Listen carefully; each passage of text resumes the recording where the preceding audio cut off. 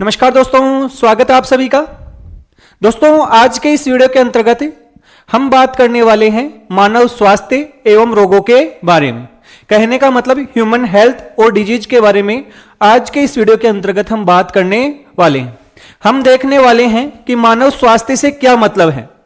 इसके बाद में हम देखेंगे कि रोग क्या है और रोगों के कौन कौन से प्रकार हो सकते हैं, रोग कैसे कैसे फैलते हैं। तो ये इस वीडियो के अंतर्गत हम देखने वाले हैं।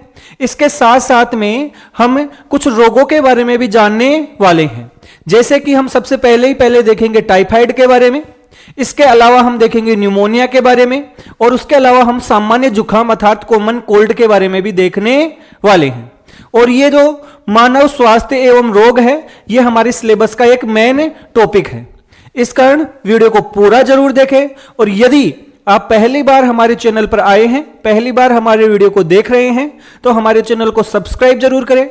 यदि आप सबको हमारी ये वीडियो है और आप चाहते हैं कि ऐसे ही वीडियो आप तक पहुंचते रहें, तो आप सभी हमारे वीडियो को ज्यादा से ज्यादा लाइक और शेयर जरूर करें। तो सबसे पहले हम बात करते हैं कि मानव स्वास्थ्य से क्या मतलब होता है, स्वास्थ्य हम किसे कहेंगे। तो देखो, सबसे पहले हम स्वास्थ्य के बारे में बात करने वाले हैं। देखो, स्वास्थ्य से क्या मतलब है, हम किस चीज को स्वास्थ्य बोलेंगे। स्वास्थ्य का मतलब कोई एक वर्ड नहीं है। ऐसा नहीं है कि किसी व्यक्ति को रोग नहीं है तो वो व्यक्ति स्वस्थ है। इसका मतलब यह होता है कि कोई भी व्यक्ति है वो शारीरिक रूप से कैसा है, उसकी मानसिक स्थिति कैसी है, वो भावनात्मक रूप से कैसा है, सामाजिक रूप से कैसा है। इन सभी तथ्यों को यदि एक साथ शामिल किया जाता है तो वो उस व्यक्ति के स्वास्थ्य को दर्शाता है। अर्थात स्वास्थ्य यदि हम बात करते हैं, हेल्थ के बारे में यदि हम बात करते हैं, तो इसके अंतर्गत सभी पहलुओं को शामिल किया जाता है।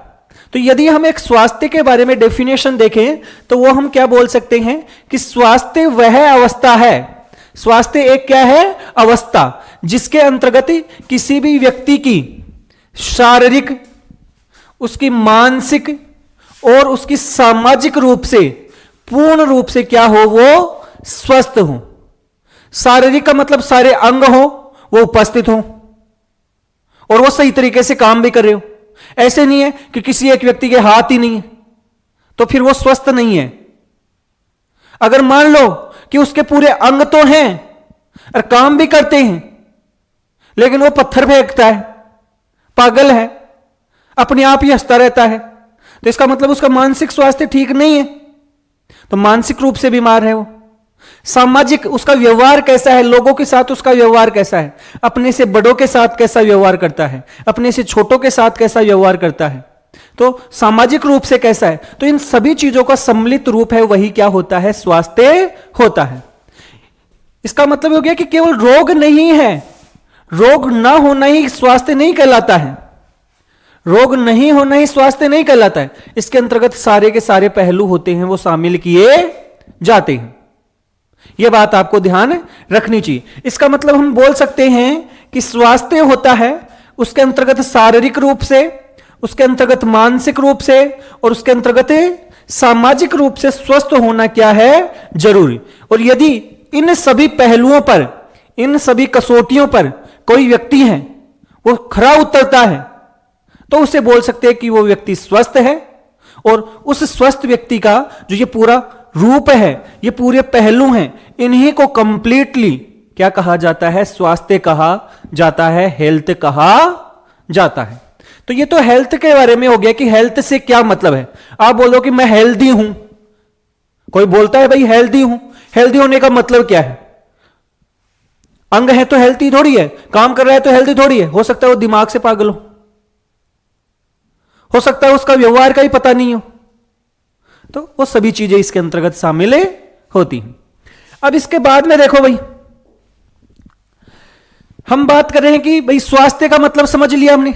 अब हम देखते हैं रोग क्या है, डिजीज कंडीशन क्या होती है, डिजीज किसे हम कहेंगे।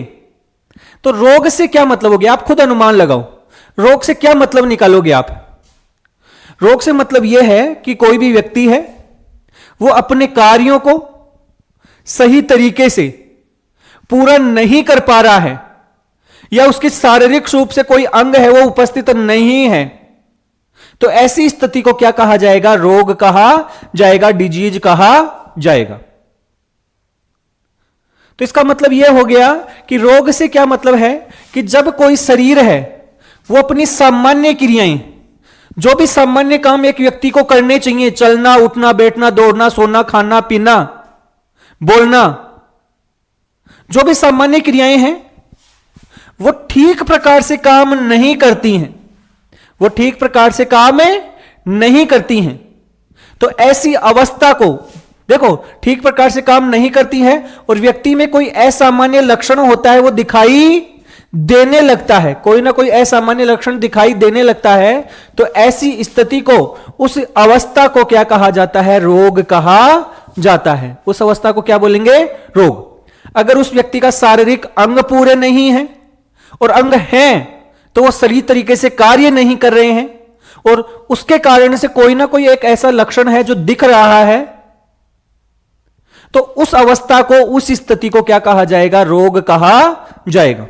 जैसे आपके अंग पूरे हैं लेकिन आप किसी दिन ऐसा लग रहा है आपको कि मेरा तो सिर दर्द कर रहा है, सिर दुख रहा है, चलने की हिम्मत ही नहीं है, काम ही नहीं किया जा रहा है, इसका मतलब आप सामान्य क्रिया करने में अभी असमर्थ हो, तो इस स्थिति को अब क्या कहा जाएगा? रोग। इस स्थिति को क्या कहा जाएगा? रोग कहा जाएगा। इसका मतलब हो गया है, रोग का मतलब क्या हो गया? शरीर की सामान्य अवस्था में होने वाली यदि कोई गड़बड़ी है, सामान्य अवस्था में कोई भी गड़बड़ी आ गई तो उस स्थिति को क्या कहते हैं? रोग कहते हैं। एकदम सिंपल भाषा में हम ये बोल सकते हैं। तो अभी तक हमने ये देख लिया कि स्वास्थ्य क्या है, उसके बाद में हमने देख लिया कि रोग किस कंडीशन को कहेंगे, रोग की परिभाषा क्या है। अब आपके दिमाग में रोग तो रहता है, कोई आपसे रोग की परिभाषा पूछ लेता है, डिजीज की परिभाषा पूछ ले तो फिर आप भूल जाते हो, आप बता नहीं कर पाते हो कि रोग का मतलब क्या है। आप बोल दोगे कि बुखार हो गई, किसी को मलेरिया हो गया, किसी को डेंगू हो गया, रोग हो गया। अरे वो तो रोग का एक प्रकार है, उसकी परिभाषा क्या है, मतलब क्या है, तो ये इसका मतलब है। अब देखो इसके बाद में अब हम बात करने वाले हैं रोगों के प्रकार, टाइप्स ऑफ डिजीज। रोगों के कौन कौन से प्रकार हो सकते हैं। पहले जो हम ये प्रकार देख रहे हैं, इनमें से पहला जो प्रकार है ये है सिंपली, यदि आप इनका नाम जानते हो तो इनका मतलब जान सकते हो आराम से। जैसे पहला प्रकार जो आपको देखने को मिल रहा है वो होता है क्या? वो होता है हमारे संक्रामक रोग, अर्थात इन्फेक्टियस डिजीज। संक्रामक से मतलब क्या हो गया? मान लो कोई एक व्यक्ति है और इस एक व्यक्ति से कोई रोग है, उस व्यक्ति को रोग है और वो रोग किसी दूसरे व्यक्ति को फैल गया, दूसरे व्यक्ति को भी हो गया, मतलब रोग एक व्यक्ति से दूसरे व्यक्ति को हो रहा है किसी भी कारण से, चाहे से वो पानी पीने से हो, चाहे से वो भोजन की वजह से हो, चाहे से वो शारीरिक स्पर्श की वजह से हो, चाहे से किसी वाहक की वजह से हो, चाहे से यौन संपर्क की वजह से हो। मतलब यह हो गया कि अगर कोई रोग एक व्यक्ति से दूसरे व्यक्ति को फैलता है तो ऐसे रोगों को कहा जाता है संक्रामक रोग। और इसके उदाहरण कौन कौन से? जुखाम हो गया, टाइफाइड हो गया, हैजा हो गया, ये सारे के सारे रोग कैसे हैं? संक्रामक रोग होते हैं। तो रोगों के प्रकार में पहला प्रकार हमने क्या देखा है? संक्रामक रोग। कम्युनिकेबल डिजीज भी इसे बोलते हैं या इन्फेक्टियस डिजीज भी इन्हें कहा जाता है। ऐसे रोग जो एक व्यक्ति से दूसरे व्यक्ति में फैलते हैं, एक व्यक्ति से दूसरे व्यक्ति में फैलते हैं, और ऐसे रोगों को क्या कहा जाता है? संक्रामक रोग कहा जाता है। और ऐसे रोग होते हैं सामान्यतः किसी ना किसी संक्रमण की वजह से होते हैं। ऐसे जो रोग होते हैं ये किसी ना किसी संक्रमण अर्थात इन्फेक्शन की वजह से होते हैं, चाहे से वो इन्फेक्शन जीवाणु अर्थात बैक्टीरिया के कारण से हो, चाहे से वो इन्फेक्शन विषाणु अर्थात वायरस के कारण से हो, चाहे से वो परजीवी, चाहे से वो परजीवी कहने का मतलब पैरासाइट की वजह से हो। इनसे होने वाले जो भी रोग होते हैं वो आपके कैसे होते हैं? इन्फेक्टियस डिजीज अर्थात संक्रामक रोग होते हैं। उदाहरण देखो भाई इनके, टाइफाइड बैक्टीरिया से होने वाला रोग, मलेरिया प्रोटोजोआ से होने वाला रोग, सामान्य जुकाम वायरस से होने वाला रोग, दाद कवक से होने वाले रोग। और ये रोग होते हैं एक व्यक्ति से दूसरे व्यक्ति को फैलते हैं, और इस कारण इनको क्या बोल दिया हमने, संक्रामक रोग। आप सोच रहे होंगे कि ये सारी चीजें तो हमें आती हैं। अरे भाई आपको आती होंगी, लेकिन हमें किसी ना किसी टॉपिक की शुरुआत करने के लिए उसको शुरुआत से ही देखना पड़ेगा ना। तो अगर आपको आ रही हैं तो भी आप बने रहे वीडियो में, अंत तक जरूर देखें, आपको कुछ ना कुछ यहां से फायदा मिलने वाला है, यह पूरी की पूरी गारंटी है। यहां से आप एक प्रश्न लेकर जाने वाले हैं, और एक प्रश्न है यह आपको सिलेक्शन दिला भी सकता है और आपको नौकरी से बाहर भी रख सकता है। इस कारण पूरा जरूर देखें, सही तरीके से देखें, और कोई चीज समझ में नहीं आ रही है भाई तो उसको कमेंट में जरूर लिखें। आप कमेंट में कोई चीज लिखेंगे तो उसका जवाब आपको हाथों हाथ मिलेगा। तो देखो भाई, इसमें हो गया टाइफाइड, मलेरिया, सामान्य जुकाम, दाद, ये सारे के सारे कैसे रोग होते हैं, संक्रामक रोग होते हैं। इसके बाद में देखो असंक्रामक रोग। अब इसका मतलब यह हो गया कि ऐसे रोग जो एक व्यक्ति से दूसरे व्यक्ति में नहीं फैलते हैं, जिस व्यक्ति में हुए हैं उसी में रहते हैं, किसी भी प्रकार से एक दूसरे व्यक्ति में नहीं फैलते। जैसे किसी को बीपी का समस्या है, उच्च रक्तचाप की समस्या है, तो अगर आप उसके संपर्क में रहोगे तो भी बीपी ऐसे नहीं किसी एक व्यक्ति को है तो दूसरे को अपने आप ही हो जाएगी या उससे फैल जाएगी। किसी को कैंसर है तो भी नहीं फैलता है, किसी को मधुमेह है तो भी नहीं फैलता है। तो इसका मतलब हो गया कि ऐसे रोग जो एक व्यक्ति से दूसरे व्यक्ति को नहीं फैलते हैं, ऐसे रोगों को हम क्या कहते हैं, असंक्रामक रोग कहते हैं, अर्थात नॉन कम्युनिकेबल डिजीज कहा जाता है या नॉन इन्फेक्टियस डिजीज कहा जाता है। अर्थात जो एक व्यक्ति से दूसरे व्यक्ति को नहीं फैलते हैं। जैसे हो गया मधुमेह है अर्थात डायबिटीज, इसका कैंसर, हृदय रोग, हार्ट की कोई समस्या है या बीपी की समस्या है, तो ये सारे के सारे कैसे हो गए हैं, ये आपके असंक्रामक रोगों के अंतर्गत शामिल होते हैं। इसके बाद में देखो भाई, एक प्रकार होता है रोगों का जिसे हम बोलते हैं जन्मजात रोग अर्थात कॉन्जेटाइनल डिजीज। कॉन्जेटाइनल डिजीज जन्मजात रोग, नाम से पता चल रहा है, बिल्कुल भी रटने की जरूरत है ही नहीं, रटने की तो जरूरत है ही नहीं। अगर नाम आप ढंग से समझ गए तो इसका मतलब आपको बीमारी समझ में आ गई। जन्मजात, जन्मजात का मतलब ऐसे रोग जो किसी भी व्यक्ति को जन्म से मिलते हैं, ऐसे रोग जो किसी भी व्यक्ति को जन्म से मिलते हैं, माता पिता से प्राप्त होते हैं, ऐसे रोगों को हम क्या कहते हैं, जन्मजात रोग कहते हैं। और ऐसे रोग होते हैं, इन्हें सामान्यतः हम आनुवांशिक रोग भी कहते हैं। इन्हें क्या और क्या कहा जाता है, आनुवांशिक रोग भी कहा जाता है, क्योंकि ये माता पिता से प्राप्त हुए हैं। तो ऐसे रोगों को हमने बोल दिया जन्मजात रोग। देखो, जो रोग व्यक्ति में जन्म से उपस्थित होते हैं उन्हें जन्मजात रोग कहते हैं। और ये रोग सामान्यतः किसके कारण होते हैं, आनुवांशिक दोष के कारण होते हैं, अर्थात जीन वगैरह में गड़बड़ी के कारण, गुणसूत्रों में गड़बड़ी के कारण से होते हैं। इसी कारण इन्हें सामान्यतः आनुवांशिक रोग भी कहा जाता है। जैसे उदाहरण कौन कौन से हो गए, हीमोफीलिया, ये हमारा पढ़ा हुआ है एकदम डिटेल में। रंगांधता, रंगांधता बोल दो या इसे बोलते हैं वर्णांधता, वर्णांधता भी इसे कहा जाता है। इसके अलावा सिकल सेल एनीमिया, ये तीनों के तीन रोग हमारे डिटेल में पड़े हुए हैं आनुवांशिक रोगों के अंतर्गत। अगर आपको इनको डिटेल में देखना है तो आप आनुवांशिक रोग अर्थात जो आनुवांशिकी वाला जो हमारा पहला टॉपिक था उसके अंतर्गत आप जाकर उनको देख सकते हैं। तो ये हो गए हमारे जन्मजात रोग। अब इसके बाद में आ जाते हैं अर्जित रोग अर्थात एक्वायर्ड डिजीज। जन्मजात का मतलब वो तो पहले से मिले हैं, जन्म से ही मिले हैं, और एक्वायर्ड का मतलब जन्म से नहीं मिले, जन्म होने के बाद में उस व्यक्ति को बाद में हुए हैं, जन्म के बाद उसने खुद ने प्राप्त किए हैं।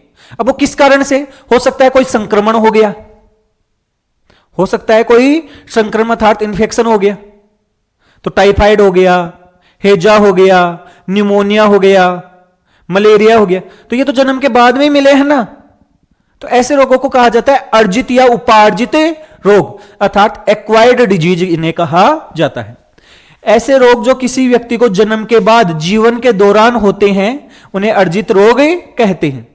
और ये रोग वातावरण के कारण भी हो सकते हैं, संक्रमण के कारण भी हो सकते हैं, गलत जीवन शैली के कारण भी हो सकते हैं, पोषण की कमी के कारण भी हो सकते हैं। कोई जरूरी नहीं है केवल संक्रमण से ही हो, रोग जीवन शैली के कारण भी हो सकते हैं। जैसे मोटापा है तो आपकी लाइफ स्टाइल खराब है, इसके कारण से हो रहा है। वातावरण के कारण से रोग, जैसे प्रदूषण है चारों तरफ, और प्रदूषण के कारण से अस्थमा हो गया, दमे की समस्या हो गई, तो वो वातावरण के कारण से हो गया ना। इसके अलावा और किस कारण से? वातावरण हो गया, संक्रमण हो गया, गलत जीवन शैली, पोषण है। अब पोषण की कमी, किसी को पूरा पोषण नहीं मिल रहा, खाना ही पूरा नहीं खा रहे, शरीर एकदम कमजोर हो गया, जैसे मरासमस, क्वासियोर बच्चों के अंतर्गत हो जाते हैं कुपोषण की वजह से। तो इन सब वजह से होने वाले रोग जो जीवन में बाद में हुए हैं उन्हें कहा जाता है अर्जित या उपार्जित रोग इन्हें कहा जाता है, अर्थात एक्वायर्ड डिजीज इन्हें कहा जाता है। तो ये हमने 4 प्रकार के रोगों के प्रकार देखे। कौन कौन से? संक्रामक रोग, असंक्रामक रोग, जन्मजात रोग, और फिर हो गए हमारे कौन से रोग? अर्जित या उपार्जित रोग। तो हमने रोगों के प्रकार देख लिए हैं। इसके बाद में यदि हम बात करें, और क्या बात करने वाले हैं हम, कि रोग जनक क्या होता है। देखो ये पूछा जाता है, रोग जनक से क्या मतलब है, या पैथोजन किसे कहते हैं। सामान्य तौर पर जो आपके संक्रामक रोग होते हैं, सामान्य तौर पर अब जो भी चैप्टर में के अंतर्गत बात की जाएगी वो कौन से रोगों के बारे में बात की जाएगी? संक्रामक रोगों के बारे में। तो कोई भी संक्रामक रोग है वो किसी ना किसी कारण की वजह से ही तो हो रहा है, किसी ना किसी कारक की वजह से हो रहा है। कोई ना कोई एक ऐसा जीव है या कोई ना कोई एक ऐसा पदार्थ है जिसकी वजह से वो रोग हो रहा है। तो उस पदार्थ को या उस जीव को या उस कारक को हम क्या कहते हैं? रोग कारक कहते हैं या पैथोजन कहते हैं। उसे रोग कारक या फिर क्या कहते हैं? पैथोजन कहते हैं। देखो भाई, जो जीव या सूक्ष्म जीव मनुष्य में रोग उत्पन्न करते हैं उन्हें क्या कहते हैं? रोग जनक कहते हैं, पैथोजन कहा जाता है। अर्थात सीधा सीधा बात यह होगी कि रोग पैदा करने वाला जीव, अब देखो इसमें जीव भी है, कोई निर्जीव वस्तु भी होती है, उसे भी हम क्या कहते हैं? आपके रोग जनक या पैथोजन ही कहते हैं। अब इसके अंतर्गत सूक्ष्म जीव कौन कौन से हो सकते हैं भाई? जीवाणु, इसका मतलब बैक्टीरिया भी पैथोजन हो सकता है, विषाणु अर्थात वायरस भी हो सकता है, प्रोटोजोआ भी हो सकता है, कवक भी हो सकता है, कोई कृमि या कीड़ा भी हो सकता है। कृमि का मतलब हो गया कीड़ा, जिसे हम हेलमेंथीज कहते हैं। तो रोग जनक का मतलब आप समझ गए होंगे कि रोग जनक से क्या मतलब है? रोग पैदा करने वाला कारक। रोग जनक बोल दो, रोग कारक बोल दो, इंग्लिश में इसी को क्या कहा जाता है? पैथोजन कहा जाता है। तो ये सारी चीजें हमने देख ली है। हमने देख लिया है कि स्वास्थ्य क्या है, हमने देख लिया कि रोग क्या है, हमने रोगों के प्रकार देख लिए हैं, और उसके बाद में हमने क्या देखा है कि रोग कारक या आपका पैथोजन होता है वो क्या होता है। और पैथोजन सामान्यतः है कौन कौन से होते हैं? बैक्टीरिया भी होता है, वायरस भी होता है, प्रोटोजोआ भी, कवक भी और कृमि। और इनसे होने वाले हम 2-2, 3-3 रोगों के बारे में, सबके बारे में हम देखने वाले हैं। तो देखो भाई, नेक्स्ट चीज देखो कि रोग जनक के आधार पर, अभी तक वो फैलने नहीं फैलने के आधार पर हम रोगों के प्रकार देख रहे थे। अब हमने देखे 5 प्रकार के रोग जनक हैं। कितने प्रकार के? 5। बैक्टीरिया, वायरस, कवक, प्रोटोजोआ और कृमि, ये 5 प्रकार के रोग कारक हैं। तो इन रोग कारकों के आधार पर कौन कौन से हमारे रोग होते हैं। हालांकि ये जो रोग कारक होते हैं इनसे बहुत प्रकार के रोग होते हैं और उतने रोगों को पढ़ेंगे तो हम तो पढ़ ही नहीं पाएंगे। तो हम क्या कर रहे हैं कि जो भी एनसीईआरटी का, जो भी हमारे 12th का सिलेबस है, क्योंकि आपका पेपर आने वाला है उसमें क्लियरली लिखा हुआ है कि जो रोग आ रहे हैं या कोई भी टॉपिक आएगा वो आपके 12th लेवल के हिसाब से आएगा, जो एनसीईआरटी में दिया हुआ है उस हिसाब से आएगा। तो हम यहां पर जो भी रोग बता रहे हैं वो किस आधार पर बता रहे हैं? एनसीईआरटी के आधार पर। नहीं तो यदि मैं जीवाणु जनित रोगों के बारे में देखूं तो केवल इतने से ही उदाहरण थोड़ी हैं। बैक्टीरिया से तो बहुत प्रकार के रोग होते हैं, वायरस से भी बहुत प्रकार के रोग होते हैं, लेकिन हम उन्हीं रोगों के बारे में देखने वाले हैं जिनका नाम एनसीईआरटी में आया है, जिनका नाम एनसीईआरटी के अंतर्गत आया है। चलो देखो हम बात करते हैं जीवाणु जनित रोग, अर्थात जीवाणुओं से होने वाले रोग, बैक्टीरियल डिजीज इन्हें कहेंगे। तो अर्थात वे रोग जो जीवाणु की वजह से होते हैं। इसके अंतर्गत आपका टाइफाइड और न्यूमोनिया, दो तो मुख्य रोगों के बारे में हमें पढ़ना है जिनको हम डिटेल में पढ़ने वाले हैं अभी आगे। और इसके अलावा 2 या 3 नाम ऐसे हैं जिनके हमारी बुक में बहुत ज्यादा डिस्क्राइब तो नहीं किया हुआ है लेकिन उनके नाम दिए हुए हैं। तो हमने क्या किया है कि जो भी रोग का नाम दिया तो हमने उसका रोग कारक भी लिख दिया है। रोग कारक का मतलब जिसके द्वारा वो रोग हो रहा है।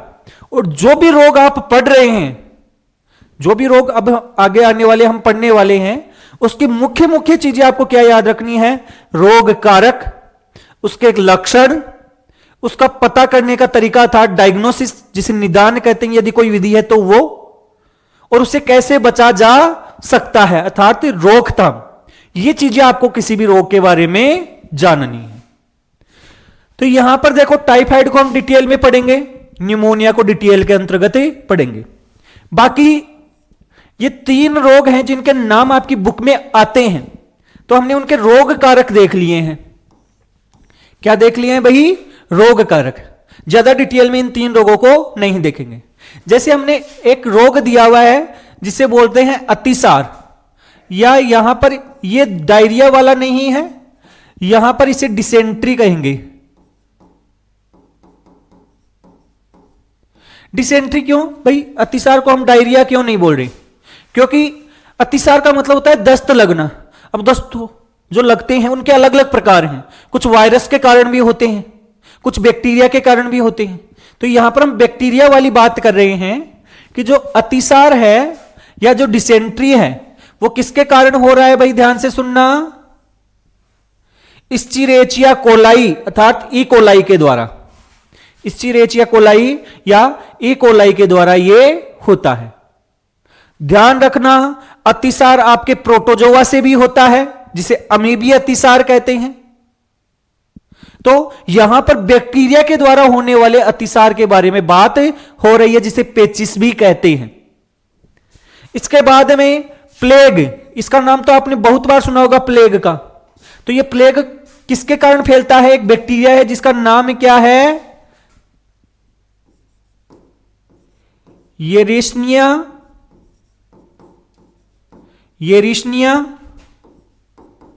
Pestis, येरिश्निया pestis. और एक रोग है जिसका नाम है डिप्थीरिया। एक रोग है जो भी बैक्टीरिया के द्वारा होने वाला रोग है और इसका नाम है डिप्थीरिया। और यह किससे होता है?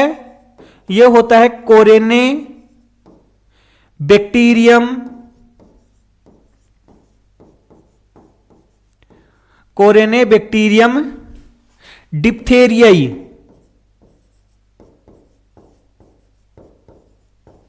कोरेने बैक्टीरियम डिप्थेरियाई। तो ये 3 रोग हैं जिनके नाम आपको याद रखने हैं। अतिसार के लिए कौन सा है इसका रोग कारक? E coli. फिर दूसरा है प्लेग जिसके लिए एरिश्नेरिया आपका पेस्टिस, और डिप्थेरिया के लिए आ जाएगा आपका कोरेने बैक्टीरियम डिप्थेरियाई। तो ये रोग जनक आपके बैक्टीरिया के आधार पर रोग हो गए हैं। बाकी इन 2 रोगों को हम डिटेल में पढ़ने वाले हैं आगे। फिर हो गए वायरस के द्वारा होने वाले रोग अर्थात विषाणु जनित रोग। किसके द्वारा? विषाणु जनित रोग। और इसके अंतर्गत जो रोग विषाणु से होते हैं उसके बारे में हम पढ़ने वाले हैं। इसके अंतर्गत एक रोग तो है जिसको हम पढ़ने वाले हैं सामान्य जुकाम, एक जिसे हम बोलते हैं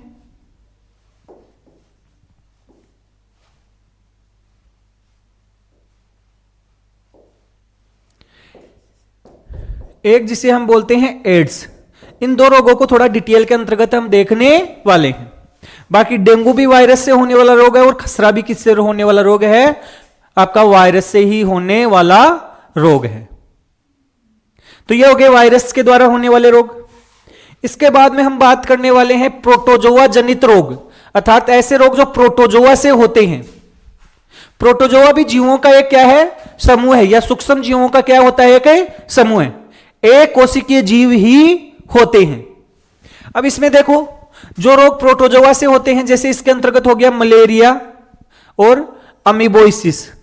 हालांकि होते तो ये भी बहुत सारे हैं, लेकिन इन दोनों रोगों के बारे में हम पढ़ने वाले। इसके बाद में आ जाएंगे आपके कवक जनित रोग, फंगस से होने वाले रोग। जो रोग कवक से होते हैं, फंगस से होते हैं, और इसके अंतर्गत हम पढ़ने वाले दाद अर्थात रिंगवर्म। क्या देखने वाले हैं? दाद अर्थात रिंगवर्म। और लास्ट में हम देखने वाले हैं कृमि जनित रोग अर्थात जो रोग कृमि या प्रजीवी के द्वारा होते हैं, कीड़ों से होते हैं, उन्हें हम देखने वाले हैं। दो रोग हम देखने वाले हैं, एक तो फाइलेरिया और एक एस्केरियासिस। तो ये हमने 5 अलग अलग प्रकार देखे हैं और इन्हीं के आधार पर हम रोगों को देखने वाले हैं। हम सबसे पहले 2 ऐसे रोग पढ़ने वाले हैं जो किससे होते हैं? बैक्टीरिया से होते हैं। वो आपके बैक्टीरियल डिजीज होती हैं। और वो बैक्टीरियल डिजीज कौन कौन सी हैं? देखो भाई, सबसे पहले हम बात करने वाले हैं टाइफाइड के बारे में। टाइफाइड एक प्रकार की क्या होती है? बुखार, एक प्रकार का फीवर होता है। इसी कारण इसे टाइफाइड फीवर भी कहा जाता है। नाम आपने सबने सुना होगा। सामान्य भाषा में इसको लोग होते हैं वो भाव भी बोलते हैं। सामान्य लोग इसको बोलते हैं कि भाव निकल गया, तो वो भाव है वो इसी टाइफाइड को कहा जाता है। अब देखो टाइफाइड है, सबसे पहली बात आप समझ गए कि बैक्टीरिया के द्वारा होने वाला रोग है।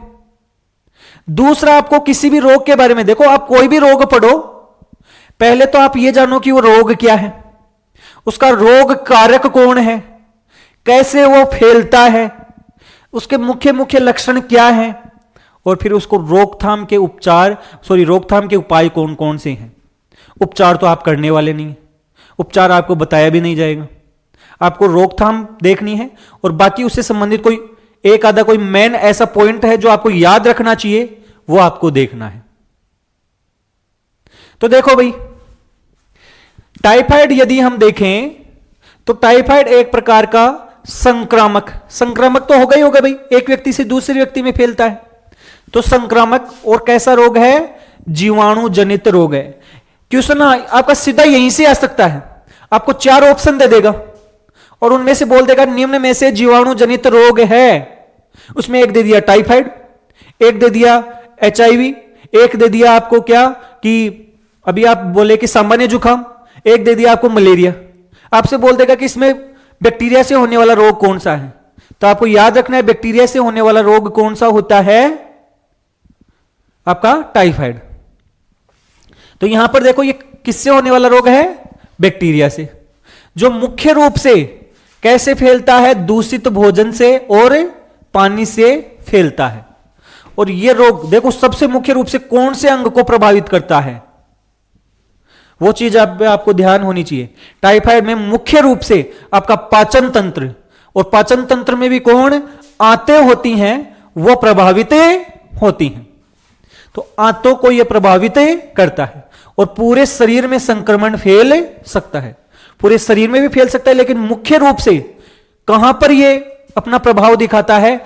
आंतों पर। कहने का मतलब आपके पाचन तंत्र पर अपना प्रभाव दिखाता है। सबसे इंपॉर्टेंट चीज रोगजनक या पैथोजन, सबसे इंपॉर्टेंट चीज रोगजनक या पैथोजन।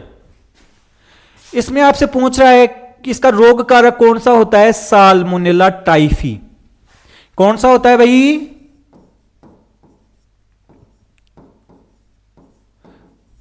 Salmonella typhi. याद रखना है, और ऐसे ही प्रश्न पूछे जाते हैं सिंपल सिंपल से।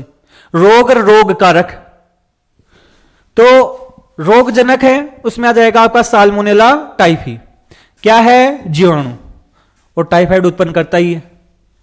फैलने का तरीका भी आपको बता दिया, मुख्य रूप से दूषित भोजन और पानी से, कहने का मतलब दूषित पानी पीने से, दूषित भोजन खाने से, और संक्रमित व्यक्ति के द्वारा बनाए गए अस्वच्छ भोजन से। कहने का मतलब यदि कोई संक्रमित व्यक्ति बना रहा है तो इसका मतलब वो दूषित भोजन हो गया कि नहीं हो गया, तो उसके द्वारा ये फैलता है। मुख्य रूप से आपको याद रखना है कि जो टाइफाइड होता है ये खाने पीने की चीजों की वजह से फैलता है, अगर वो दूषित है तो।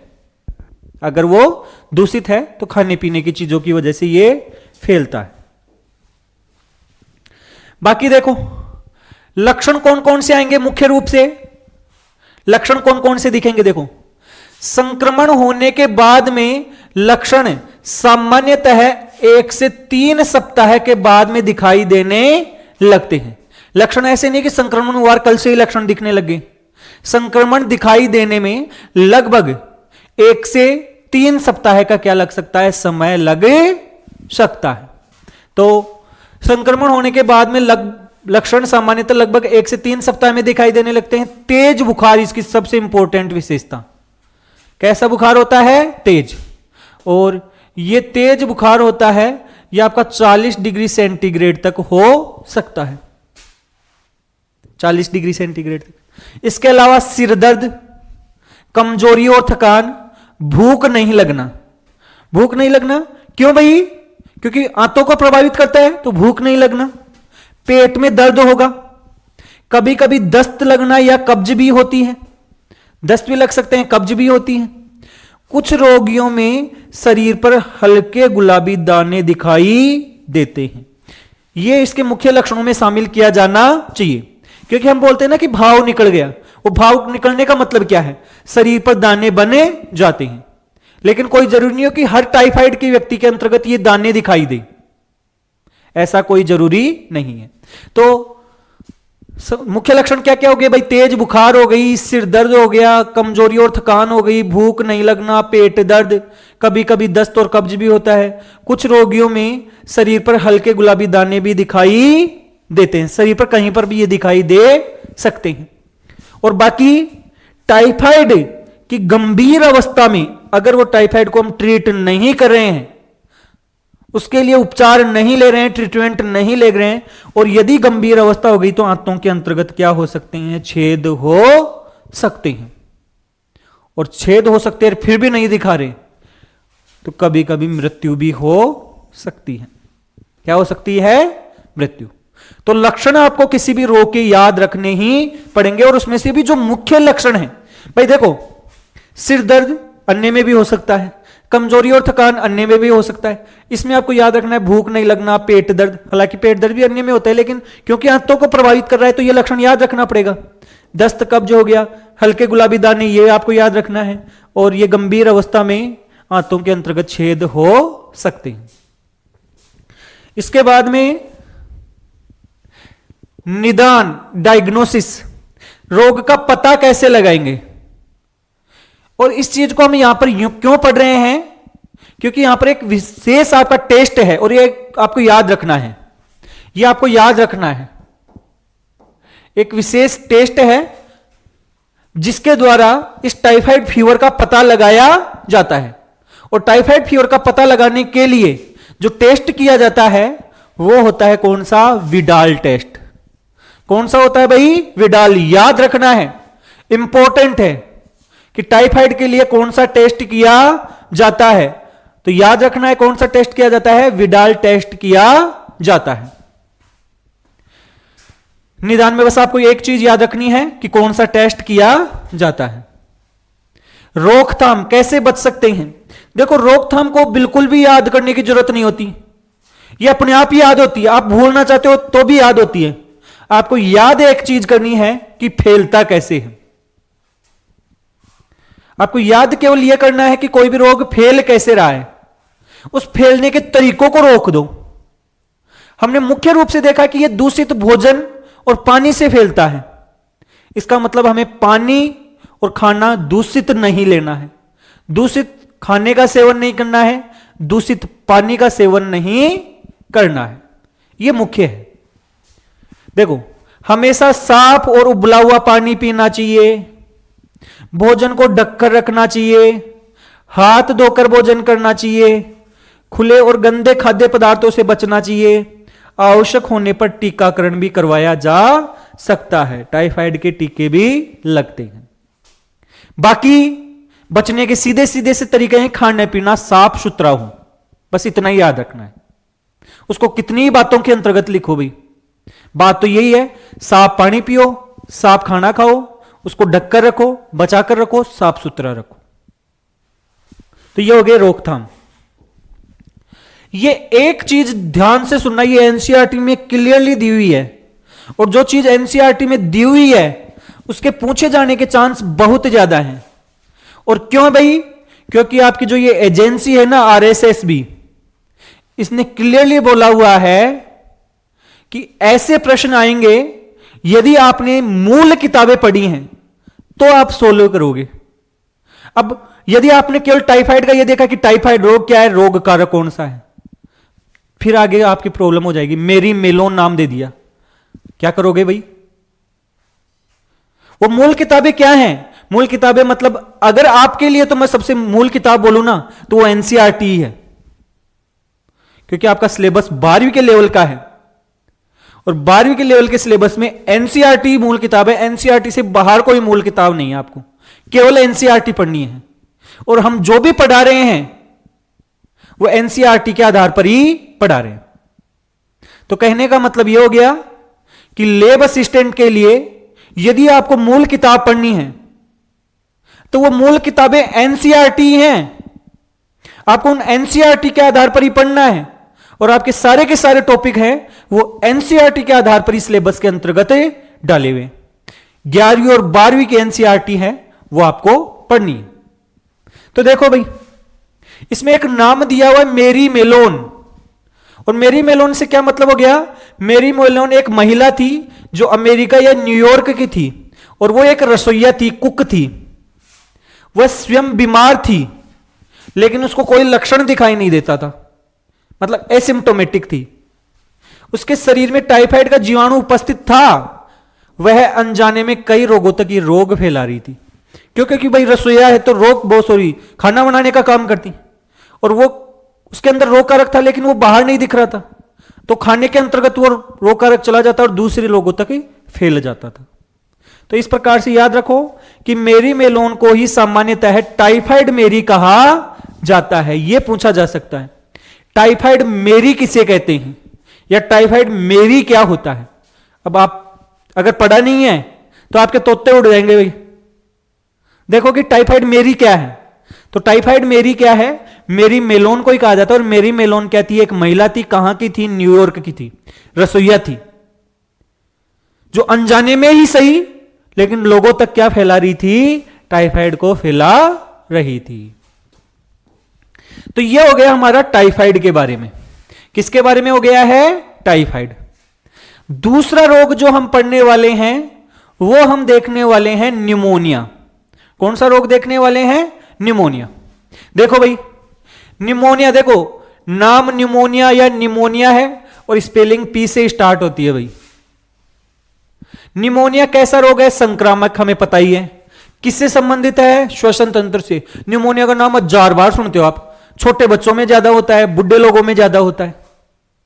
और आप देखते हो कि निमोनिया होता है तो कफ जमा हो जाता है, फेफड़े सबसे ज्यादा क्या होते हैं? प्रभावित होते हैं। तो ये श्वसन तंत्र से संबंधित रोग है जिसमें फेफड़ों की वायु कुपिकाएं होनी चाहिए। यहां पर वायु कुपिकाएं, तो वायु कुपिकाएं होती हैं, वो संक्रमित हो जाती हैं और उनमें क्या बढ़ जाता है, एक तरल पदार्थ भरे जाता है। और यदि कुपिकाओं के अंतर्गत तरल पदार्थ बढ़ गया तो अब बताओ कुपिकाओं में से क्या होता है, गैसों का आदान प्रदान। अब गैसों का आदान प्रदान नहीं होगा तो सांस लेने में समस्या, और सांस लेने में समस्या का मतलब सांस रुकने लगे जाती है। तो देखो भाई, इसके कारण से व्यक्ति को सांस लेने में क्या आती है, कठिनाई आती है, सांस लेने में समस्या होने लगे जाती है। याद रखना, आपसे यह भी पूछा जा सकता है कि निमोनिया ऊपरी श्वसन तंत्र से संबंधित है या निचले, तो ये निचले श्वसन तंत्र से संबंधित। आप सोचोगे निचले और ऊपरी का क्या मतलब है, ऊपरी का मतलब आपके नाक, श्वास नली, इनसे संबंधित हो गया, या गला हो गया जिसका मतलब। और निचला श्वसन तंत्र का मतलब होता है फेफड़ों से संबंधित। तो ये फेफड़ों से संबंधित रोग है, फेफड़ों में एक तरीके का पस या तरल भरे जाता है। रोगजनक पैथोजन क्या होता है, याद रखना, निमोनिया के लिए निमोनिया का जो बैक्टीरिया होता है जिससे निमोनिया फैलता है उसका नाम होता है स्ट्रेप्टोकोकस निमोनाई। स्ट्रेप्टोकोकस निमोनाई क्या नाम होता है भाई, स्ट्रेप्टोकोकस निमोनाई। याद रखना है। टाइफाइड का क्या था, टाइफाइड का क्या था, साल्मोनेला टाइफी, और इसका है स्ट्रेप्टोकोकस निमोनाई। फैलता कैसे है, संक्रमित व्यक्ति की खांसी और छींक से। देखो, कोई भी व्यक्ति खांसेगा या छींकेगा तो फेफड़ों के अंदर से कुछ ऐसी छोटी छोटी बूंद निकलती हैं, हमारे नाक से ऐसी छोटी छोटी बूंद निकल जाती हैं, छींकते हैं तब, और वो फैल जाती हैं चारों तरफ। अगर उसके पास में कोई व्यक्ति बैठा है तो उस तक फैल गई, उसने जैसे ही सांस ली वो बूंदे उसके अंदर चली गई। या मान लो कोई चीज छींकी और छींकने वगैरह तो किसी वस्तु पर वो लग गए और उस वस्तु को आपने छू लिया, तो ऐसे ये रोग फैल सकता है। तो छोटी छोटी वो बूंदे आती है ना, उन्हें कहते हैं ड्रॉपलेट्स। क्या कहते हैं, ड्रॉपलेट्स। तो उन ड्रॉपलेट्स के द्वारा एक व्यक्ति से दूसरे व्यक्ति तक फैल जाता है। संक्रमित व्यक्ति के बहुत पास रहने से, मान लो कोई व्यक्ति संक्रमित है, निमोनिया से संक्रमित है, उसके सामान वगैरह आप यूज ले रहे हो, जो तौलिया वो काम में ले रहा है वही आप काम में ले रहे हो, जो वस्तु वो काम में ले रहा है उसको आप काम में ले रहे हो, तो वह फैलने की संभावना। क्योंकि जब तौलिया काम में ले रहा है तो क्योंकि उसके शरीर के अंदर से या छींकते समय उसने लगाया होगा तो वहां पर वो रोग कारक हो सकता है ना उसके अंतर्गत, तो ऐसे ये फैल सकता है। लक्षण क्या क्या होंगे, निमोनिया के लक्षण सब जानते हैं, फिर भी मैं बता देता हूं। फेफड़ों की वायु कुपिकाएं, फेफड़ों की वायु कुपिकाएं तरल अर्थात दर या पस से भरे जाती हैं। इसके कारण सांस लेने में क्या हो जाती है, समस्या हो जाती है। इससे ऑक्सीजन का आदान प्रदान ठीक प्रकार से नहीं हो पाता है। बुखार आती है, ठंड लगती है, खांसी होती है, सांस लेने में समस्या, सीने में दर्द, थकान व कमजोरी, सारे के सारे लक्षण है। ऐसा कोई लक्षण नहीं है जो आपको याद नहीं है, सबको याद रहता है निमोनिया में क्या होता है। मुख्य रूप से याद रखना कि फेफड़ों की समस्या है, फेफड़ों में कफ जमा हो जाता है, सांस लेने में समस्या हो जाती है। और सबसे ज्यादा किसमें होता है, बच्चों में। एक तो बच्चों में और एक बुढ़े लोगों में निमोनिया अधिक गंभीर हो सकता है, और समय में पर इलाज नहीं हो तो स्थिति और भी खतरनाक हो सकती है। समय पर इलाज करवाना क्या है, जरूरी। तो ये हो गए इसके मुख्य लक्षण। अब इसके बाद में देखो भाई, रोकथाम कैसे बचे भाई। निमोनिया से बचाव के लिए साफ सफाई रखो, खांसते और छींकते समय मुंह को ढककर रखो जिससे कि वो ड्रॉपलेट्स है वो बाहर की ओर नहीं फैले। बीमार व्यक्ति से थोड़ा दूर रहो भाई, समय पर टीकाकरण करवाना भी जरूरी है। बीमार व्यक्ति से दूर मतलब बहुत ज्यादा पास नहीं, उसकी वस्तुओं को यूज नहीं लेना है जब तक वो बीमार है। तो ये हो गए इसके रोकथाम के उपाय। एक छोटा सा रोग और है, हालांकि हमने बैक्टीरिया के द्वारा होने वाले रोगों के बारे में देख लिया है। अभी जो दो रोग पढ़े हमने, टाइफाइड और निमोनिया, ये दोनों के दोनों किससे होने वाले रोग थे, बैक्टीरिया से होने वाले रोग थे। अब हम एक रोग पढ़ रहे हैं, सिंपल सा की है, और वो रोग वायरस के द्वारा होने वाला रोग है। किसके द्वारा, वायरस, और उसका नाम है सामान्य जुखाम, कॉमन कोल्ड जिसे कहते हैं। जो जुखाम आपको होती है, सबको होती है, मेरे को भी होती है, और ऐसा कोई व्यक्ति नहीं है जिसको जुकाम नहीं हुई हो। ऐसा कोई व्यक्ति नहीं जो ये बोले कि मेरे को तो जीवन में कभी जुकाम ही नहीं हुई। तो देखो भाई, सामान्य जुकाम जैसे सामान्य है, नाम है, वैसे ये जुकाम है, कॉमन कोल्ड जिसे कहते हैं। सामान्य जुकाम संक्रामक रोग है, लेकिन किससे होता है? वायरस से। यह मुख्य रूप से नाक और ऊपरी श्वसन मार्ग को प्रभावित करता है। ध्यान से सुनना, निमोनिया करता है हमारे फेफड़ों को और जुकाम करती है ऊपरी श्वसन तंत्र। सबसे मुख्य रूप से तो नाक को ही करती है, सबको पता है भाई, बंद हो जाते हैं एकदम। और इसके अलावा गले में खराश होती है जुकाम के अंदर। तो क्या हो गया? एक तो नाक और ऊपरी श्वसन तंत्र को यह प्रभावित करती है और यह बहुत आम रोग है और प्रायः हल्का होता है। बहुत ज्यादा सीरियस कंडीशन इसमें नहीं होती, अपने आप ही ठीक हो जाता है। दवाई नहीं भी लोगे तो 5-7 दिन में अपने आप ही क्या हो जाता है? ठीक हो जाता है। रोगजनक राइनो वायरस, भाई वायरस से होने वाला रोग है तो इसका रोगजनक आपको याद रखना है, क्या होता है? Rhino virus. क्या होता है भाई? Rhino virus. फैलने का तरीका वही है जो सेम पिछले वाले में पढ़ा है। संक्रमित व्यक्ति के छींक और खांसी की बूंदों से, छींकता है तो जो ड्रॉपलेट्स निकली हैं उनसे, संक्रमित व्यक्ति के संपर्क में आने से, दूषित वस्तुओं को छूने से। मान लो कोई संक्रमित व्यक्ति था, छींका, हाथ पर उसकी बूंद लग गई, उसने किसी दरवाजे के हैंडल को पकड़ लिया, किसी पेन को पकड़ लिया और उसी को आप पकड़ लिया, तो फिर दूसरे को भी हो जाता है।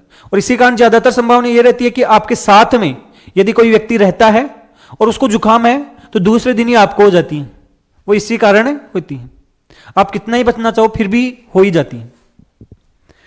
तो फैलने का तरीका सिंपल सा किया है, हाथ, रुमाल, दरवाजे का हैंडल आदि से भी ये फैल सकता है, क्योंकि भाई जो संक्रमित व्यक्ति है उसने भी उसको छुआ होगा, आपने भी उसको छू लिया, तो फिर वो फैल सकता है। लक्षण क्या है? जुकाम के लक्षण भी बताने की जरूरत है क्या भाई? सबको पता है, देख लो फिर।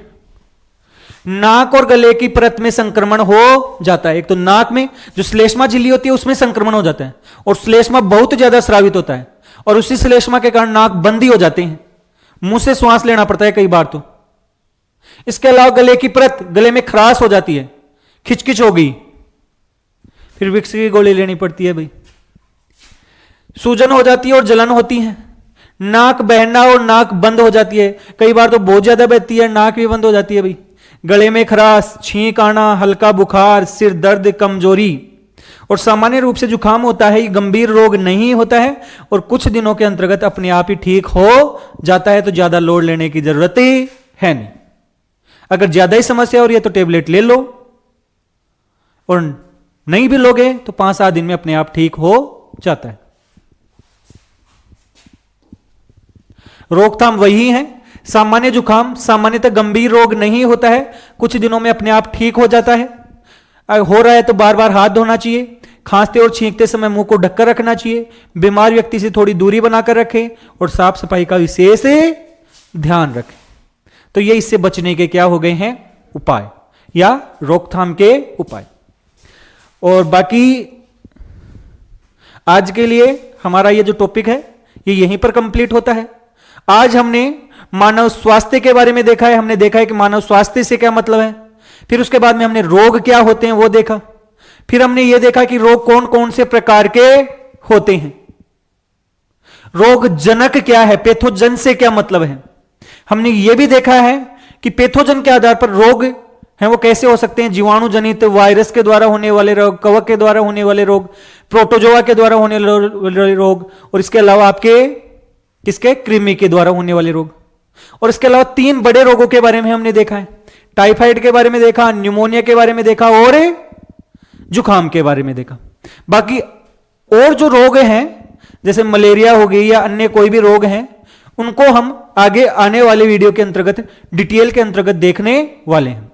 इस कारण आगे आने वाले वीडियो को जरूर देखें। और आप सबको हमारा ये वीडियो है ये कैसा लगा है, अगर आपको लगा है कि पूरी चीजें बताई गई हैं आपको, आपके एग्जाम के लिए काम का है, तो वीडियो को लाइक और शेयर जरूर करना भाई। और इसके अलावा आप सब हमारे चैनल को भी सब्सक्राइब जरूर करें। धन्यवाद।